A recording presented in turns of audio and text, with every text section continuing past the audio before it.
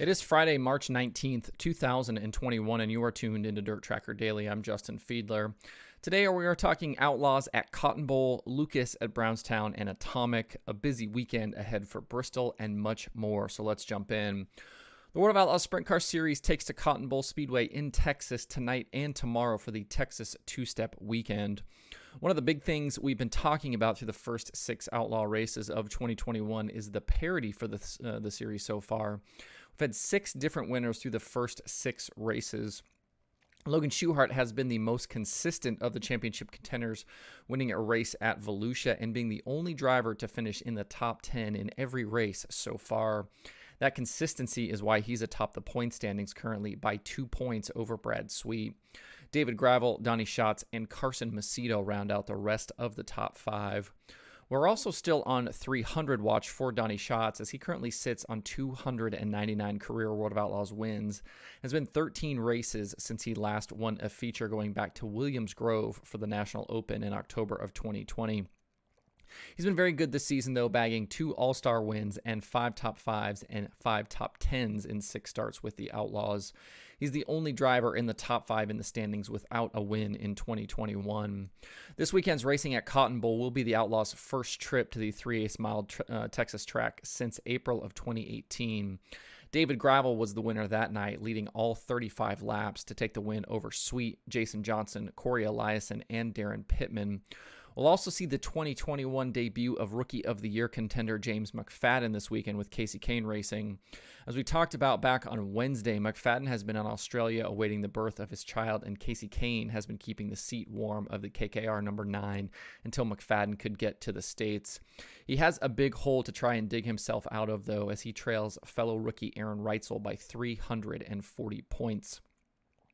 Looking at tonight and tomorrow, the DIRTRACKR.com analytics prediction formula has win chances as a near toss-up between Brad Sweet and David Gravel.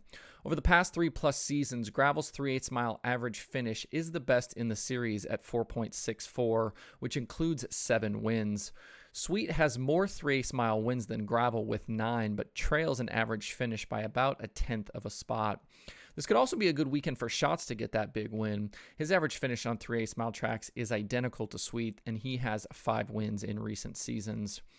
2 drivers I hope we see some improvement from this weekend are Parker Price Miller and Gio Scelzi.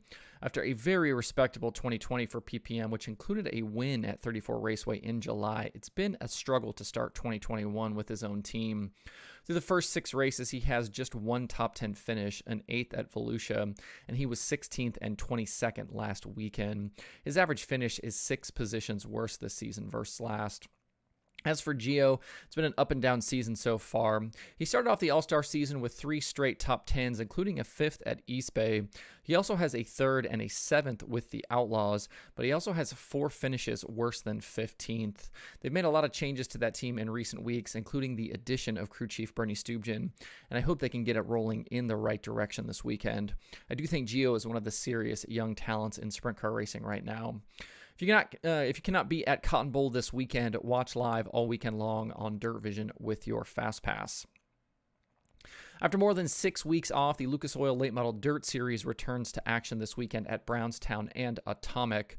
Atomic was originally scheduled for tonight, but that race was moved to Sunday with weather in Ohio today. Brandon Overton is the series points leader after the first 9 races on the strength of a win, 5 top 5s, and 8 top 10 finishes. He's trailed by Hudson O'Neill, Devin Moran, Tim McCready, and Brandon Shepard, who rounds out the top 5. We've had 8 winners in the first 9 races, with Tyler Erb leading the way with 2 wins. Josh Richards, Stormy Scott, Brandon Overton, Ricky Thornton Jr., Shane Clanton, Kyle Larson, and Hudson O'Neill all each have 1 win apiece. Saturday's Indiana Icebreaker at Brownstown pays $15,000 to win, while Sunday's Buckeye Spring 50 at Atomic is a $12,000 to win show. The series didn't race at Atomic in 2020, while Josh Richards and Tim McCready bagged Brownstown wins in September last year. The opening stretch of races in Florida to start the season was wild, and some big names didn't fare so well, including Jonathan Davenport and Jimmy Owens. Davenport is way down in the standings in 13th and isn't even going to race at Brownstown on Saturday as he's in Bristol. With Atomic moving to Sunday, I don't know if the team will try and make the 5-hour trek.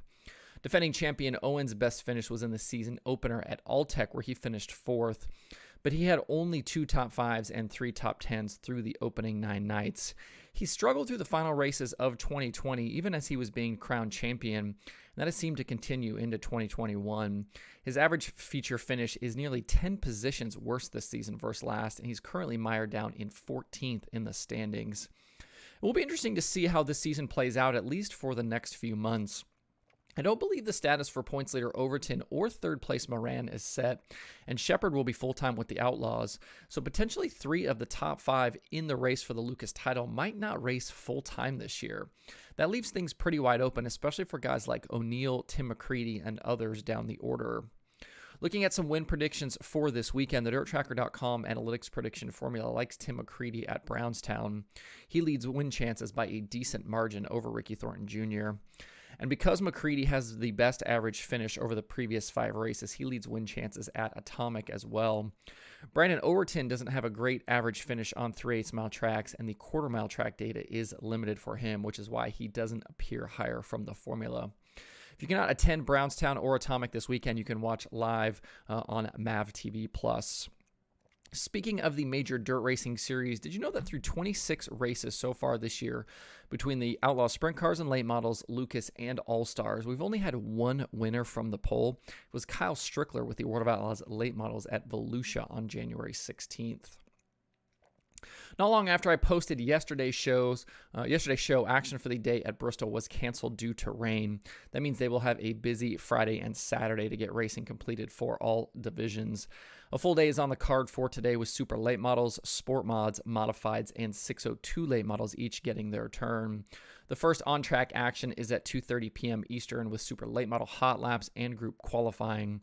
There is some nice money on the line today with the Super Late Model feature paying $10,000 to win, the Sport Mod feature paying $5,000 to win, the Modified feature paying $7,500 to win, and the 602 Late Model feature paying $5,000 to win. Even with Lucas in action this weekend between Brownstown and Atomic, the super late model field is stacked. Besides NASCAR drivers Kyle Busch, Kyle Larson, and Chase Elliott competing, there's some big names on the entry list.